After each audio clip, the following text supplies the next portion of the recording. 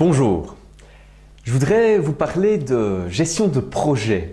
Qu'est-ce qu'on va entendre par la gestion d'un projet? On va d'abord définir ça ensemble et puis on verra certains outils ou certaines techniques qui vous permettront tout simplement de gérer que ce soit des aspects de votre vie privée, de votre vie scolaire ou de votre vie professionnelle comme des projets et donc de pouvoir les optimiser et de les gérer plus efficacement.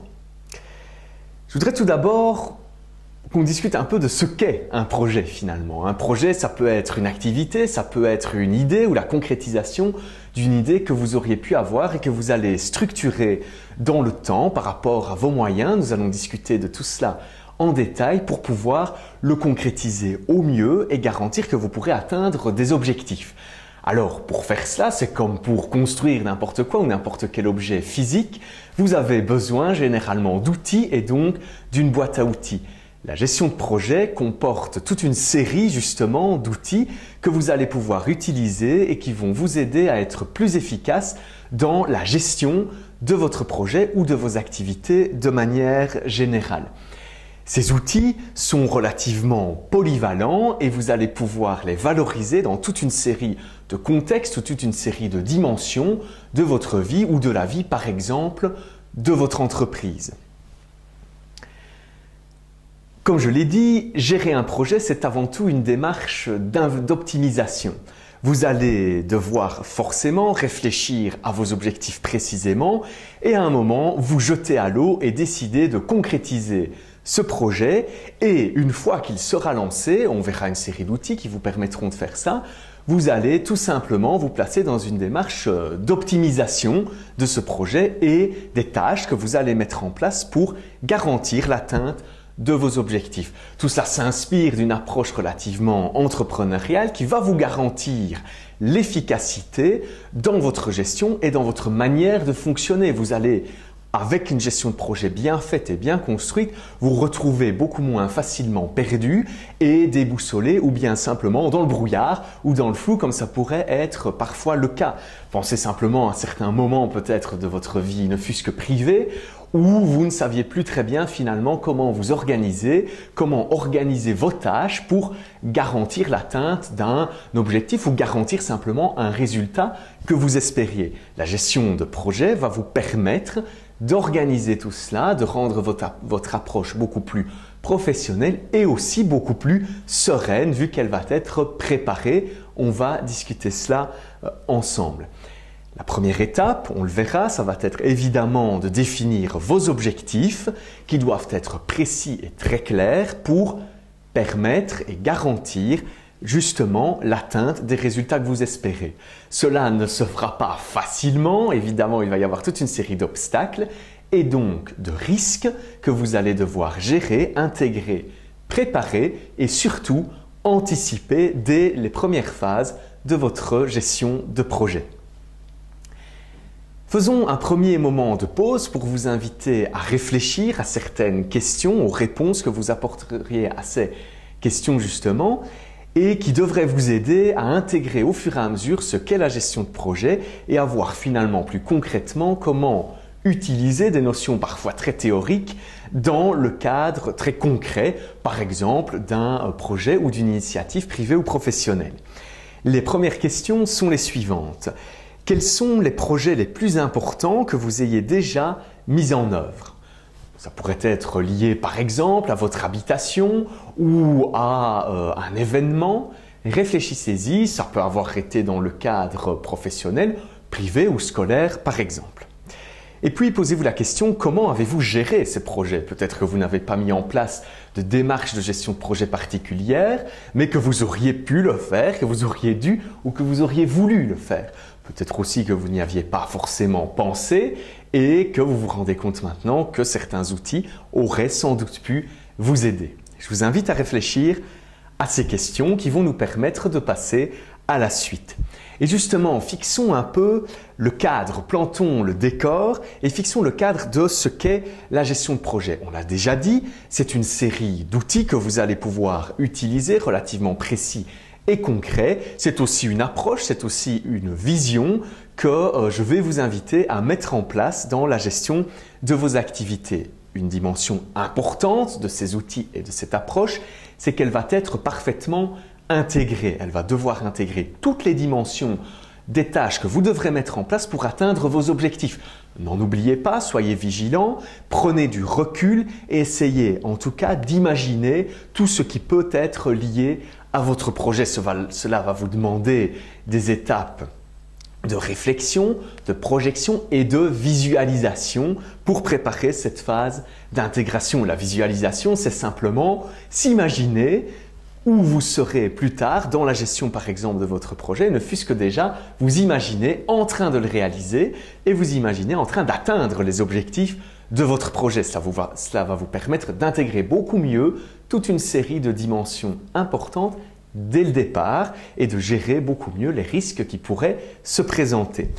Alors évidemment, tout projet présente une série de contraintes que vous devez identifier clairement, mettre sur papier ou au moins avoir en tête très clairement avant de démarrer votre projet. Ces contraintes peuvent être liées à des raisons par exemple de budget, ça peut être des contraintes humaines, spatiales ou temporelles, peu importe. Essayez de les identifier et de voir clairement ce qui pourrait vraiment être un obstacle à la concrétisation de cet objectif par exemple. On va voir ensemble une série d'outils qui vous permettent de réfléchir à cela beaucoup plus en détail. Soyez cependant déjà conscient de cette dimension, tout comme la dimension de la gestion de vos ressources. On parlait des contraintes, il y a aussi des ressources, qu'elles soient par exemple budgétaires ou humaines, qui vont vous permettre de réaliser votre projet. Essayez de les identifier clairement dès le départ afin d'assurer justement le meilleur des commencements. Vous pouvez vous retrouver pour gérer un projet dans différentes situations qui auront toutes leurs contraintes et qui auront toutes leurs ressources, que ce soit, on l'a déjà dit, dans votre vie privée, où vous pouvez par exemple gérer la construction de votre maison, gérer votre déménagement, gérer l'apprentissage d'une nouvelle langue par exemple. Toutes ces dimensions sont des projets que vous pouvez mettre en place de manière très structurée, très organisée, afin d'être simplement efficace et de garantir que vous n'allez pas tout simplement dévier en cours de réalisation par rapport aux objectifs et à la vision que vous vous étiez fixé au départ. Un projet, ça peut être aussi quelque chose de scolaire. Un projet par exemple qu'un enseignant vous donnerait ou vous demanderait de réaliser peut être géré avec les outils de la gestion de projet forcément et vous permettre d'identifier les tâches à mettre en place, etc. C'est utile pour des projets individuels, mais aussi forcément pour des projets collectifs où vous travaillez avec plusieurs personnes et où donc il est nécessaire, il est fondamental de bien s'organiser, de bien se structurer et de bien communiquer avec les autres personnes avec qui vous allez justement mettre en place ce projet dans le cadre scolaire. Vos études peuvent être considérées elles aussi comme un projet à part entière. Vous pouvez les gérer également de cette manière-là en identifiant simplement quelles sont les attentes de vos enseignants par exemple et vos attentes propres par rapport à votre apprentissage, par rapport à un examen par exemple et définir dans le temps toute une série de sous-objectifs ou de sous-projets que vous devez mettre en place pour garantir la réussite de cet examen. Tout cela demande évidemment de la préparation et de l'organisation avant de se lancer dans le contenu, mais vous garantit des résultats qui sont généralement plus en adéquation avec vos attentes. Évidemment, la gestion de projet est aussi tout à fait pertinente dans le cadre de votre vie professionnelle ou que ce soit seul ou plus généralement avec d'autres personnes, vous avez certains objectifs communs, vous visez des résultats, vous voulez mettre en place certaines activités et donc vous êtes amené à les gérer à plusieurs de manière efficace afin justement de garantir un résultat rapide et cohérent. Tout cela demande une certaine démarche et d'abord de se mettre dans un certain contexte, dans un état d'esprit de départ qui va vous permettre d'être beaucoup plus organisé, structuré et en tout cas préparé à mettre en place ce genre d'approche. Évidemment, la gestion d'un projet, ce sont essentiellement des réflexions logiques. Tout cela est logique, tout cela s'organise de manière tout à fait logique aussi. Y réfléchir vous permet de garantir cet aspect et de ne pas vous retrouver dans des situations qui pourraient être absurdes ou incontrôlables ou difficiles à gérer parce qu'elles n'ont pas été anticipées, préparées ou parce que vous n'avez simplement pas d'idées pour les gérer et que vous êtes pris de court par exemple. Gérer une activité comme un projet, ça vous garantit forcément aussi plus d'efficacité et de tendre vers toujours plus d'efficacité. Tout cela va se faire par une série de cycles d'amélioration successifs qui vont vous permettre d'être de plus en plus efficace dans ce que vous allez faire. Tout cela s'intègre dans un processus complet d'apprentissage. Évidemment, vous allez apprendre tous les jours de vous et des autres, évidemment, des activités que vous allez mettre en place et ça va aussi vous garantir votre développement personnel et votre évolution personnelle pendant la mise en place de votre projet. Les premiers projets que vous pourriez faire par exemple, si vous en avez déjà fait, essayez de vous en rappeler, étaient peut-être moins convaincants, moins structurés, vous ont pris peut-être beaucoup de temps pour peu de résultats. Réfléchissez à tout ça, vous avez sans doute beaucoup appris depuis et vous voudriez mettre en place justement ces apprentissages, les valoriser aujourd'hui pour être mieux structuré dans la réalisation de vos projets actuels.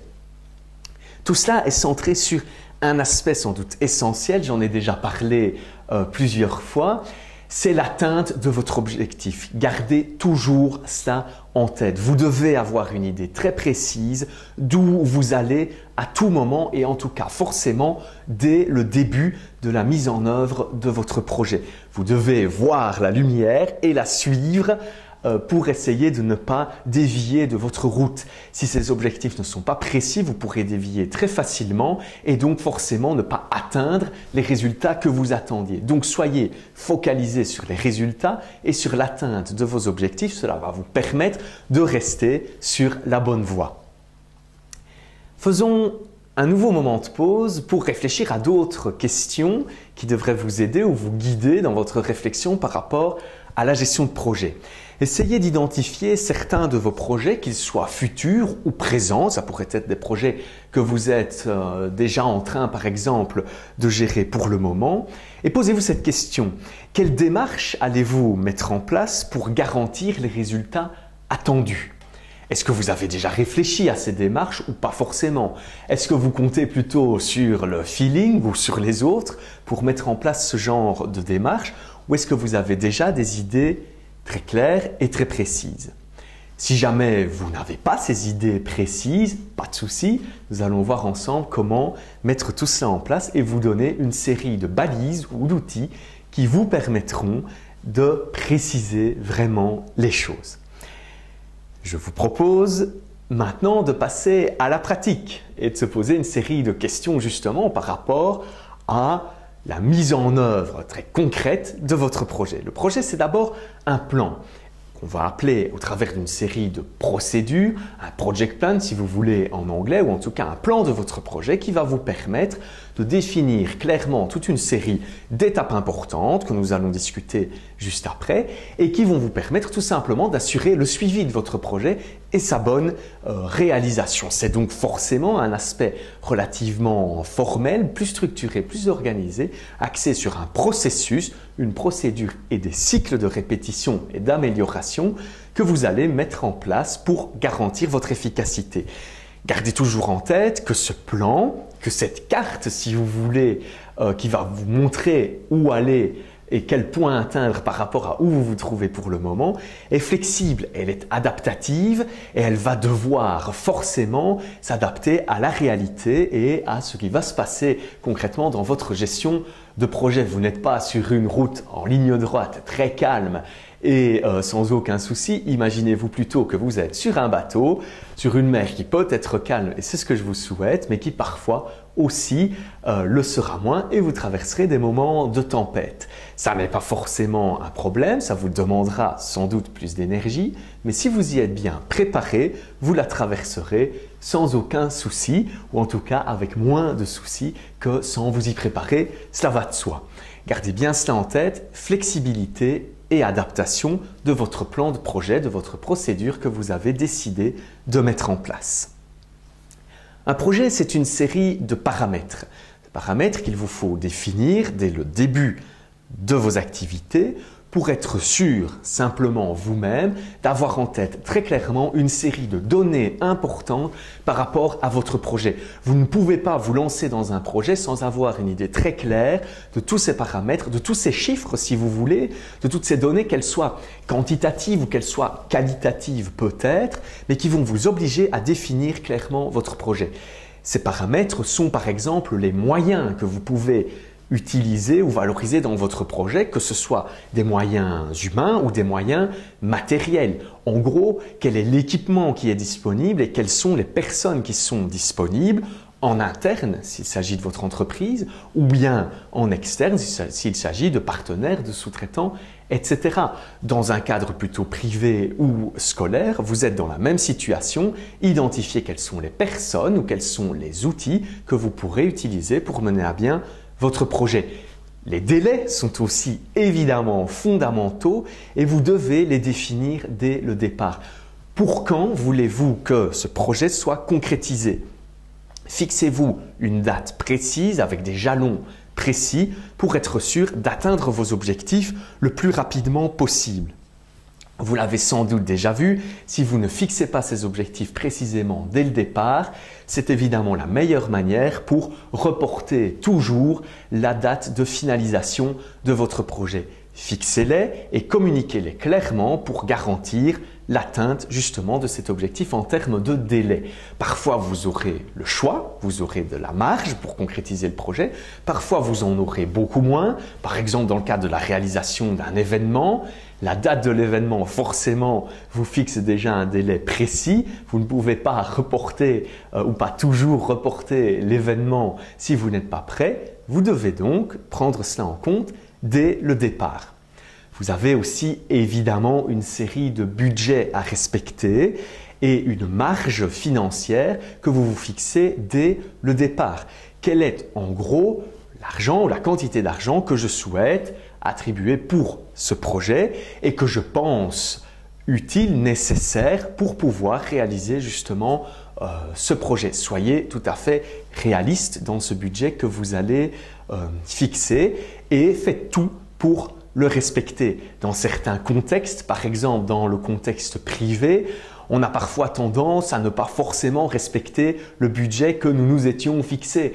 Pensez par exemple à l'achat d'une maison ou à une série de rénovations, à l'achat d'une voiture. Généralement ou dans la majorité des cas, le budget que vous attribuez vraiment, par exemple pour la rénovation d'un bâtiment, est souvent supérieur à ce que vous espériez. Vous ne pouvez pas toujours vous permettre cela, notamment dans le cadre professionnel, donc ayez comme priorité de respecter ce budget. Nous pouvons également parler de la gestion forcément d'une série de risques, des risques qui sont parfois importants, parfois moins, mais en tout cas que vous devez toujours définir clairement. Essayez d'identifier quels sont les facteurs ou les paramètres qui pourraient s'avérer dangereux pour votre projet ou pour les atteintes de vos objectifs. Par exemple, que ce soit une série de retards ou une série de problèmes avec des partenaires, avec de l'équipement, avec du matériel. Identifiez tout cela clairement dès le début pour simplement anticiper et être prêt en cas de pépin. La gestion de projet, on peut, si vous voulez, la structurer en 5 étapes que nous allons parcourir ensemble maintenant. Ces 5 étapes vous permettent de préparer votre projet, de le gérer et d'en assurer la fin de manière sereine, concrète et d'en tirer évidemment toute une série d'apprentissages. Ces étapes sont d'abord identifiées, ensuite préparées, puis concrétisées, adaptées et enfin terminées. Nous allons voir ce qui se cache derrière chacun de ces mots ensemble pour que vous puissiez mettre en place cette approche et ces différentes étapes pour les projets que vous voudriez mener prochainement. Commençons par la première étape, identifier. Qu'entend-on par identifier? C'est avant tout définir clairement, dès le départ, quels sont les objectifs de votre projet et quelles sont vos attentes ou les attentes de vos clients, par exemple, par rapport au projet que vous voulez mettre en place. Vous allez donc personnellement ou par exemple dans une entreprise, un comité de gestion, vous allez mettre en place une série d'objectifs stratégiques. Vous allez définir En gros, la vision de ce projet. Où veut-on aller? C'est la première étape. Forcément, je vous en parlais tout à l'heure, c'est voir au loin l'objectif, le point précis à l'horizon que vous voulez atteindre. C'est dans cette étape d'identification que vous allez faire cela. Faites-le de manière extrêmement claire pour garantir le succès de votre projet. On appelle cette première phase un avant-projet ou une définition de projet, un ensemble de réflexions que vous mettez en place par rapport à cette activité.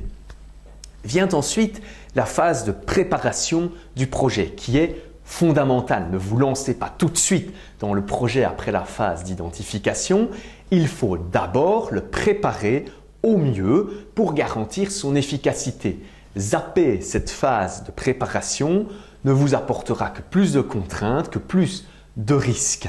Pensez donc à cela, bien préparer un projet, c'est gagner systématiquement beaucoup de temps et souvent de l'argent. La préparation va donc vous permettre de planifier cette réussite ou la réussite de votre projet. C'est simplement une organisation et une structuration de départ. Lors de cette étape, vous allez devoir déjà garantir l'adhésion de vos partenaires, l'adhésion des parties prenantes, c'est-à-dire que vous allez simplement discuter avec les partenaires, avec les personnes avec qui vous voudriez mettre en place ce projet précis et garantir dès le début que tout est clair, qu'elles ont bien compris vos objectifs et qu'elles y adhèrent, qu'elles vont participer avec vous.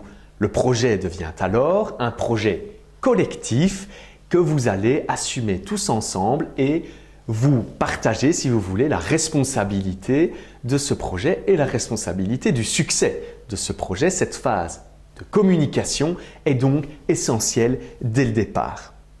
Vous allez devoir aussi définir une série de sous-projets. Alors, comment fonctionnent ces sous-projets?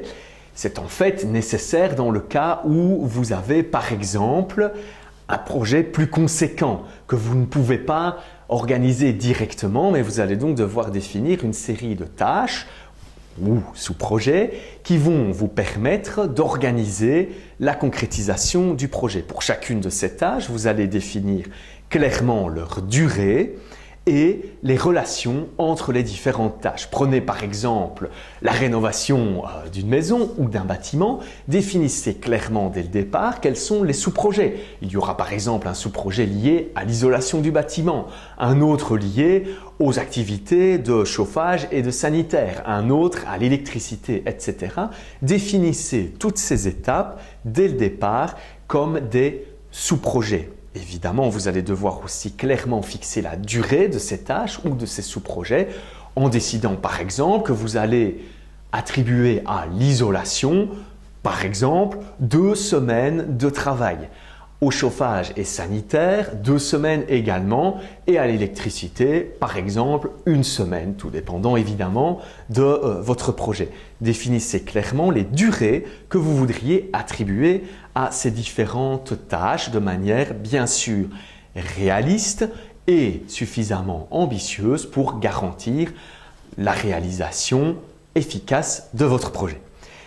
N'oubliez pas les relations entre ces différentes tâches qui sont fondamentales si vous ne voulez pas justement vous retrouver face à des soucis par exemple.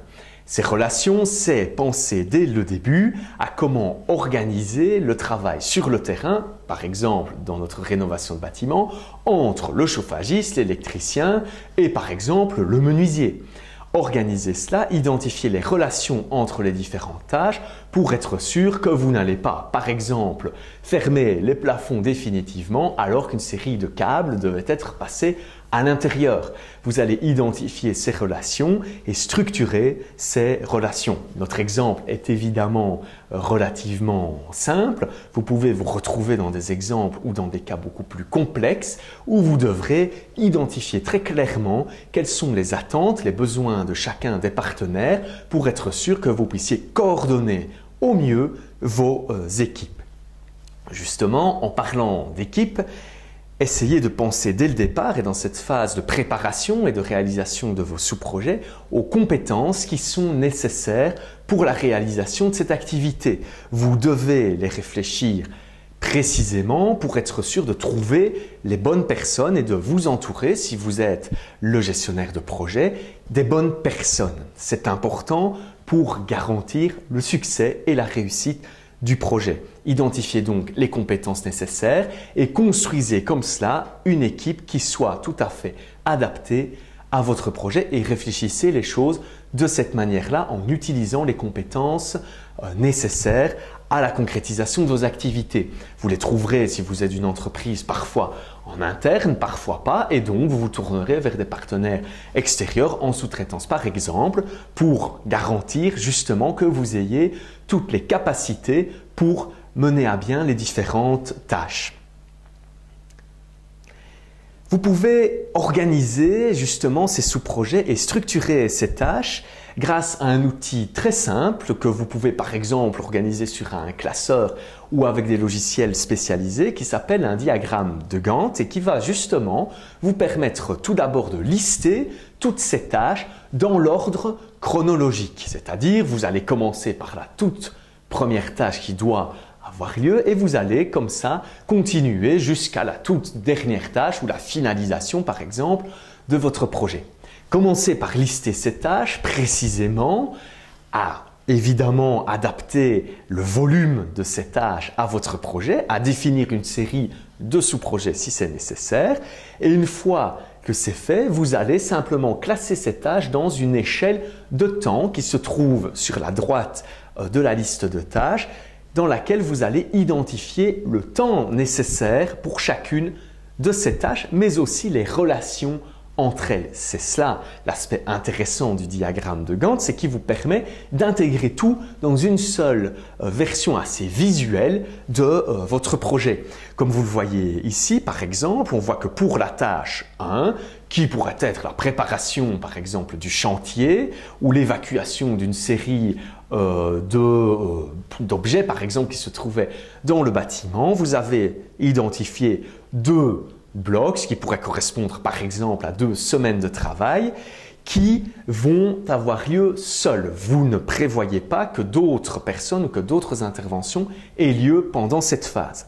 Une fois que cela est fait, après les 2 semaines, vous pouvez donc commencer la deuxième tâche qui peut être par exemple la préparation de l'isolation du bâtiment. Pourquoi pas? Et vous allez comme ça aussi définir le temps nécessaire et vous voyez que les tâches 3 et 4 vont commencer en même temps une fois que la tâche 2 sera réalisée à moitié. Il y a donc là des relations que vous pouvez mettre en place qui sont par exemple que la tâche 2 ne commence que après que la tâche 1 ait été terminée, que les tâches 3 et 4 peuvent avoir lieu en même temps et finalement se chevaucher au moment de la réalisation de l'autre moitié de la tâche 2.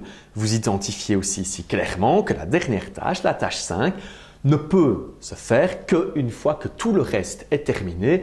Ça peut être par exemple le nettoyage final du bâtiment avant l'installation de vos nouveaux bureaux ou de votre nouvelle habitation par exemple.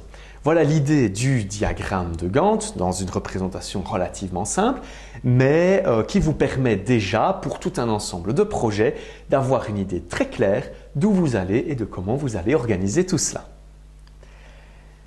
Alors, une série de précisions sont nécessaires à ce stade et sur base de ce diagramme de Gantt pour être sûr que vous maîtrisez bien ce que vous venez de produire, ce que vous venez de construire par rapport à cette idée, à ce projet que vous aviez mis en place.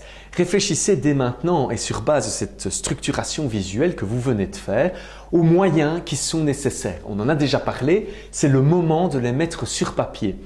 Pour chacune des tâches, essayez d'identifier le nombre de personnes nécessaires, éventuellement de quelles personnes vous avez besoin, que ce soit des corps de métier par exemple dans le cas que nous citions. Définissez cela clairement et définissez aussi par exemple le matériel dont vous aurez besoin ou les outils que vous devez prévoir. Sur base du diagramme de Gantt, comme vous l'avez vu, vous pouvez aussi définir clairement la durée totale du projet. C'est simplement le nombre de blocs occupés sur l'entièreté du diagramme, simplement de manière horizontale. Et vous voyez comme cela quelle est la durée maximale du projet qui est à prévoir. Sur base justement de cette liste de tâches, vous allez aussi pouvoir définir quels sont les risques, des risques généraux liés à votre projet, mais aussi des risques propres à chaque tâche. Par exemple, une panne pour de l'équipement, un problème avec l'un des corps de métier qui ne pourrait pas se rendre disponible quand vous le souhaitiez, etc. Intégrer ces risques dès le départ pour vous prévoir des marges et être conscient que cette durée maximale que vous fixez est évidemment relativement théorique dès le départ et que vous allez avoir besoin d'une certaine marge d'adaptation. Si vous n'avez pas cette marge d'adaptation, ça vous permettra de vous rendre compte dès le départ que si l'une des tâches prend plus de temps que prévu, forcément vous devrez trouver le temps ailleurs et donc réduire le temps attribué à d'autres tâches. Enfin, vous allez, sur base de votre première approche ici et de votre préparation, définir clairement le budget nécessaire pour réaliser ce projet. Si cela colle parfaitement avec le budget que vous avez, tant mieux. Si ce n'est pas le cas, vous allez devoir prévoir des adaptations et donc modifier éventuellement certaines tâches pour garantir que vous pourrez payer l'ensemble des tâches que vous avez identifiées dès le départ. Sur base de ces précisions, nous pouvons maintenant définir ou utiliser une série d'outils qui vont vous permettre aussi de gérer de manière plus efficace votre projet. Un premier outil dont j'aimerais vous parler est la fameuse analyse SWOT qui va vous permettre justement de prendre des décisions de manière beaucoup plus efficace et beaucoup plus réfléchie dès le départ de votre projet. Cette prise de décision, elle va également vous amener à quantifier une série d'aspects de votre projet qui vont être en fait, en résumé, vos atouts et vos faiblesses, les avantages qui vont se présenter à vous et les inconvénients qui vont aussi se présenter vu que les deux vont de pair et sont présents sur chaque projet que vous pourriez réaliser. Cette analyse SWOT va vous permettre de les identifier clairement et de préparer la définition de vos faiblesses, de vos forces, des menaces qui pèsent sur vous ou sur votre projet et des opportunités qui vont aussi, par exemple, pouvoir se présenter à vous. Ça va vous permettre de définir une série d'aspects positifs, mais aussi une série d'aspects négatifs que vous devrez garder en tête pour pouvoir réagir de manière beaucoup plus efficace quand, par exemple, un problème se présentera ou un risque se concrétisera. Ces différents aspects de l'analyse SWOT, vous pouvez les représenter dans une vue plutôt graphique comme celle-ci qui vous permet d'identifier clairement 4 cases ou 4 catégories différentes dans lesquelles vous pouvez remplir vos informations et quantifier vos informations. Une série de données sont internes, donc sont propres à votre structure, à vous et votre famille s'il s'agit d'un projet privé, ou bien à vous, à vos collaborateurs et votre entreprise s'il s'agit d'un projet professionnel. La deuxième catégorie va distinguer les éléments externes, c'est-à-dire qui sont liés à des collaborateurs ou qui sont liés à une série d'outils ou de partenaires extérieurs à votre structure, à votre famille ou à votre entreprise, par exemple.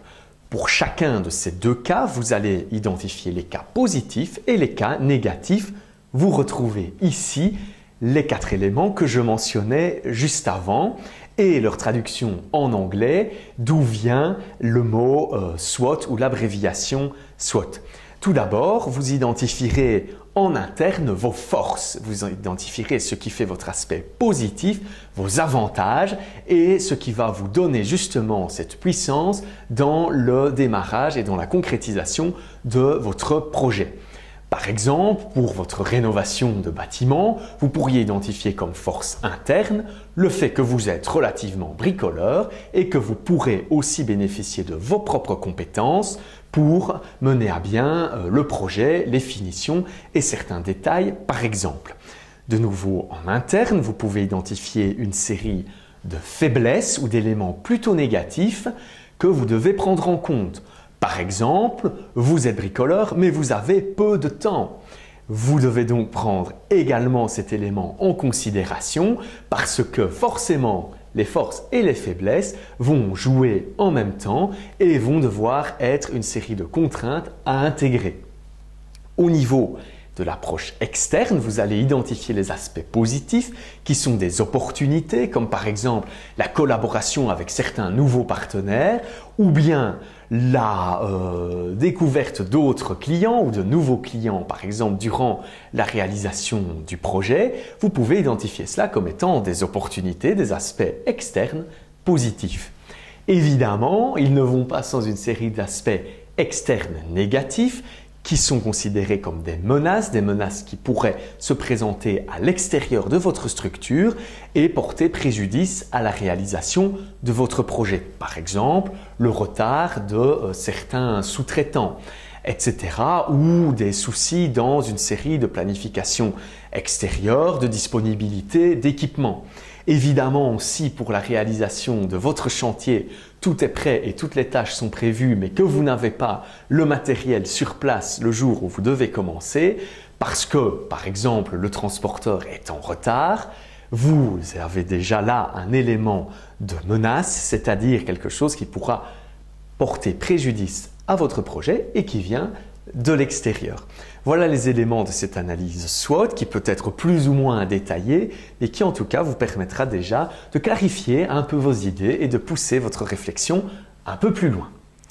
Un second élément, qui est aussi une abréviation, est l'outil SMART. L'outil SMART va vous permettre de réfléchir à vos objectifs ou à vos sous-objectifs. L'idée de SMART, c'est de garantir dès le départ que vous définissez des objectifs corrects, c'est-à-dire des objectifs qui vont pouvoir être réalisés par votre projet, qui ne sont pas trop ambitieux ou qui ne sont pas irréalistes par exemple. Gardez toujours en tête ces différents paramètres et ces différents facteurs de l'approche SMART et posez-vous des questions pour vos objectifs. Est-ce que ces différents facteurs sont rencontrés? Le premier, c'est pour la lettre S, spécifique. Est-ce que votre objectif est suffisamment spécifique? Est-ce qu'il est lié précisément à un élément interne par exemple, à un besoin de votre entreprise, à un besoin d'un client, etc. Définissez précisément cet objectif. Par exemple, la rénovation de votre bâtiment pourrait être liée simplement au fait que vous avez besoin de 3 bureaux supplémentaires pour votre entreprise. Ou bien la rénovation de votre garage, par exemple, peut être liée au fait que vous avez besoin d'une ou 2 chambres en plus dans la maison. Définissez clairement cet objectif spécifique qui va vous permettre d'avoir les idées déjà beaucoup plus claires dès le départ. Votre objectif doit être aussi mesurable, c'est-à-dire qu'il peut être quantifié, que ce soit de manière chiffrée ou bien simplement qualitative, mais vous devez avoir des moyens de définir clairement comment mesurer par exemple l'atteinte de cet objectif ou bien mesurer la quantité que vous voulez par exemple préparer ou mettre en œuvre. Cela va représenter, par exemple, pour la rénovation de votre bâtiment, des objectifs chiffrés en termes de volume que vous voulez ou d'espace supplémentaire que vous voulez. Si vous préparez un entrepôt, vous savez que vous avez besoin de 100 mètres carrés supplémentaires, vous avez mesuré votre objectif. Votre objectif doit aussi être suffisamment ambitieux, alors pas trop, mais ambitieux tout de même pour garantir le défi, pour garantir le challenge et garantir justement que vos partenaires vont être stimulés par vos objectifs et stimulés par votre projet. Avec la lettre A peuvent être associés d'autres mots comme atteignable ou acceptable qui rentrent aussi évidemment, vous le voyez directement, dans cette philosophie de l'approche SMART. La lettre R est quant à elle liée au mot réaliste. Votre projet et vos objectifs doivent être réalistes, évidemment ambitieux, mais aussi réalisables. Simplement, s'ils ne le sont pas ou s'ils sont trop peu réalistes, vous risquez tout simplement de décourager les personnes qui travaillent avec vous et d'avoir un taux, par exemple, d'abandon très important. Soyez donc vigilant pour stimuler l'équipe qui vous accompagne suffisamment avec une approche ambitieuse, mais de rester cependant réaliste, les 2 pieds sur terre et de ne pas les envoyer dans un projet qui soit mal préparé ou qui soit trop ambitieux. Enfin, vous allez définir pour vos objectifs un cadre temporel. Un cadre temporel ne veut pas dire de définir uniquement, par exemple, on fera ça le plus vite possible. Ça n'est pas un cadre temporel suffisant parce que vous ne garantissez pas de finalisation de votre projet, de finalisation datée de votre projet. Donnez donc une série de dates ou d'éléments précis comme par exemple, cette rénovation doit être terminée dans 6 mois. Nous pouvons donc emménager nos nouveaux bureaux ou nos nouvelles chambres dans 6 mois. Vous avez là fixé un cadre temporel qui va vous permettre de caler tout votre diagramme de Gantt finalement dans cette durée maximale que vous avez déterminée. Ce cadre temporel est évidemment fondamental pour ne pas garantir ou pour ne pas, vous lancer dans des projets qui ne se termineront jamais ou qui vont s'éterniser alors qu'ils pourraient être finalisés rapidement. Ceci était l'outil SMART et l'outil SWOT qui vont vous permettre de mieux aborder vos prises de décision et vos objectifs. Une fois que vous avez pu mettre en place toutes ces réflexions, vous êtes prêt pour la concrétisation de votre projet et donc prêt à entrer dans la phase de pilotage de ce projet, de réalisation concrète de votre activité. Vous allez faire ça en tant que coordinateur ou avec une équipe ou avec un comité de pilotage par exemple qui va être chargé de vérifier l'atteinte des sous-objectifs ou des sous-projets, de suivre précisément chacune des tâches, garantir qu'elles soient bien réalisées dans le temps et le budget qui lui était imparti et que nous pouvons donc passer à la tâche suivante s'il s'agit de tâches successives. Vous allez pendant ce moment de concrétisation évidemment travailler avec l'ensemble des parties prenantes du projet, l'ensemble des collaborateurs et donc assurer aussi une coordination non seulement technique mais aussi humaine vu que le facteur humain est fondamental dans la réalisation de tout projet. Le pilotage d'un projet, c'est aussi une approche très rigoureuse de vos objectifs et de l'atteinte de ces objectifs, c'est-à-dire que vous allez en permanence comparer quels sont les éléments réalisés et quels sont les éléments attendus ou les éléments planifiés.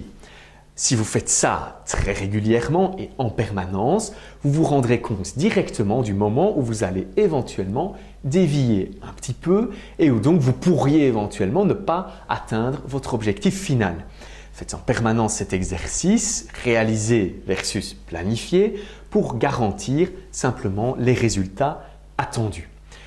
Tout cela va se faire dans une approche de communication globale et permanente aussi. La communication avec votre équipe, avec vos partenaires, avec vos collaborateurs va vous permettre tout simplement de diminuer très fort les risques, de diminuer les erreurs et de garantir la bonne réalisation de manière sereine de votre projet. Pensez à la communication, elle est essentielle. Soyez très clair, soyez précis, définissez régulièrement les objectifs et les tâches à accomplir avec les personnes avec qui vous travaillez. Tout cela doit être limpide pour tout le monde et tout le monde doit avoir la même compréhension que vous de votre projet. Vous en êtes le coordinateur évidemment, mais vous devez partager énormément avec les personnes avec qui vous travaillez, cela va de soi.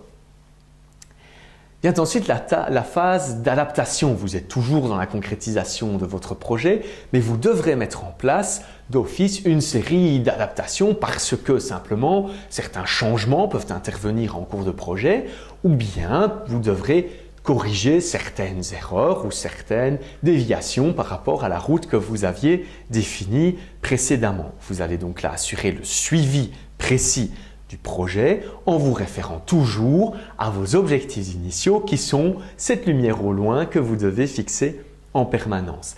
Si jamais vous vous en écartez ou si jamais vous déviez, pas de souci, vous mettrez en place des stratégies de correction, d'adaptation pour être sûr de pouvoir malgré tout atteindre cet objectif. Dans le cas de la réalisation de notre rénovation, vous pourriez par exemple pendant les travaux découvrir certaines mauvaises surprises auxquelles vous ne vous attendiez pas ou que vous auriez pu préparer dans votre analyse des risques et vous devrez donc les intégrer avec des stratégies de correction s'il s'agit de surprises particulièrement mauvaises. Par exemple, vous devez mettre en place une série d'activités supplémentaires ou de tâches supplémentaires pour régler un problème par exemple d'humidité dans le bâtiment. bâtiment. Cela va bouleverser d'une certaine manière votre organisation, mais pas de souci. Vous savez depuis le départ que vous êtes flexible et que vous allez prévoir des adaptations et donc des stratégies de correction de la voie à emprunter pour atteindre l'objectif initial. Il existe une série d'outils également qui vous permettent d'assurer le suivi de votre projet qu'on appelle des KPI ou bien en français des indicateurs de performance clés, c'est-à-dire des indicateurs idéalement chiffrés de manière encore une fois quantitative ou plutôt qualitative, mais qui vous permettront précisément de voir où vous en êtes et de mesurer où vous en êtes par rapport à ce que vous avez décidé. Ces indicateurs sont toujours, comme je viens de le dire, mesurables et associés à un objectif précis. Cela peut être par exemple pour votre rénovation, la détermination d'une série de facteurs temporels. Un indicateur pourrait être le temps passé pour vider le bâtiment ou la quantité de boîtes évacuées en une journée. Et vous voyez comme ça comment vous pouvez avancer. Vous allez suivre le projet au travers de ces indicateurs en permanence. Ils vont vous dire directement où vous vous situez et si vous êtes dans le bon. Ces indicateurs peuvent être simplement un chiffre, une valeur, une phrase par exemple, mais aussi un graphique qui vous permettront de clairement vous situer. Un indicateur peut être aussi la dépense de votre budget. Vous pourrez voir de cette manière-là si vous êtes dans une approche correcte, dans une gestion correcte de ce budget par rapport à certains devis que vous auriez pu recevoir dans le cadre de la rénovation. Est-ce que tout cela tient la route? Est-ce qu'il n'y a pas eu des tâches en plus à prévoir qui pourraient bouleverser ce budget et vous obliger à mettre en place des stratégies de correction? Enfin, vous en arriverez à la phase où vous pourrez terminer ce projet. Votre rénovation est terminée, les nouveaux locaux peuvent être occupés. On vient de terminer les travaux de peinture par exemple et vous pouvez emménager dans vos bureaux. N'oubliez pas cette phase importante de fin de projet qui ne doit pas être négligée même si l'on est très heureux et content d'avoir terminé le projet.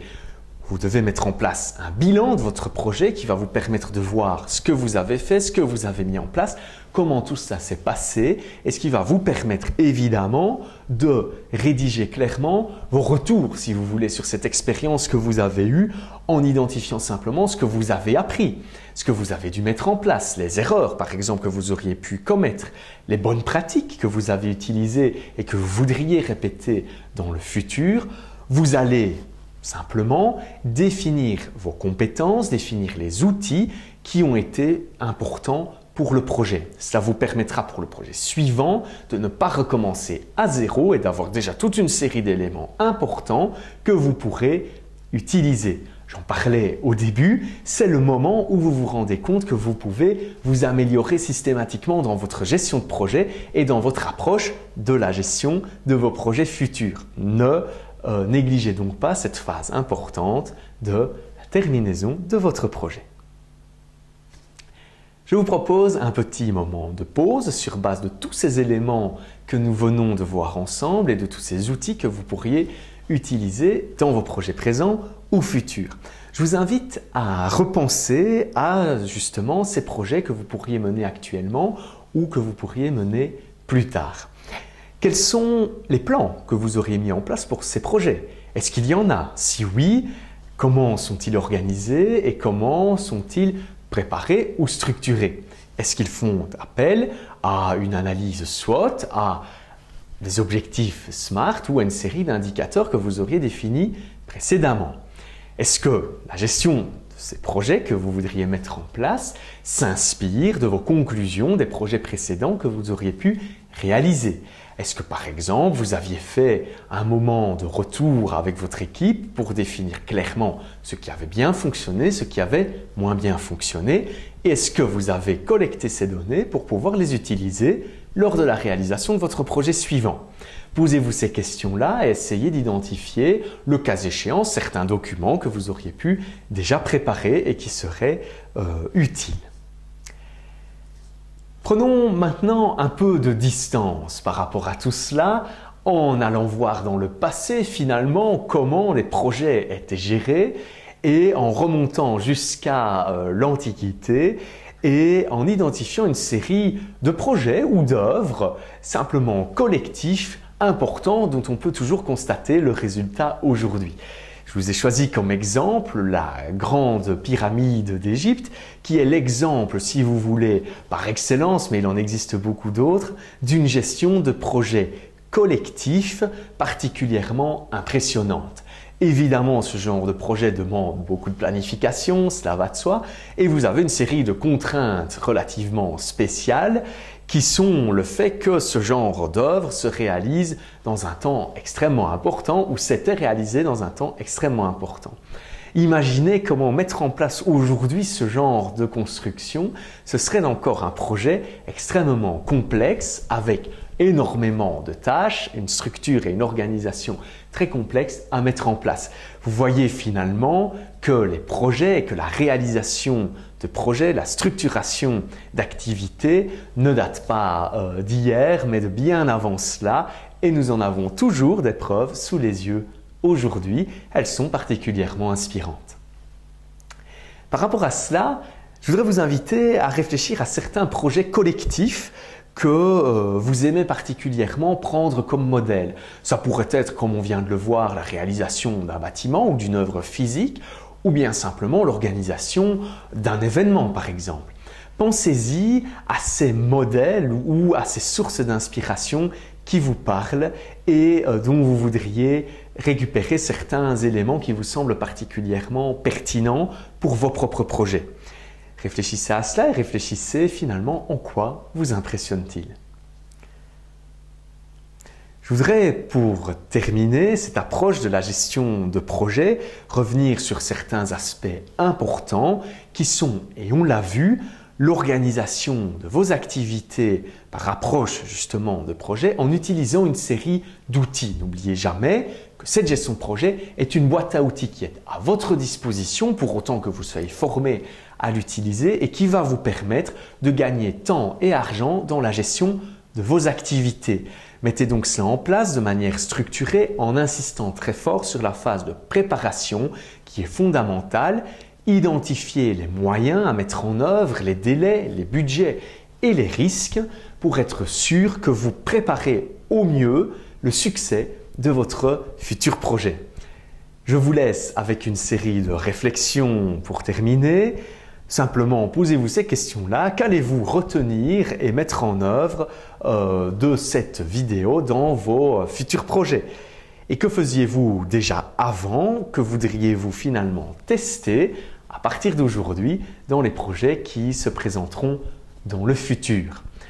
Je vous souhaite beaucoup de succès dans la concrétisation, dans la préparation et la réalisation de vos projets présents et futurs. À bientôt.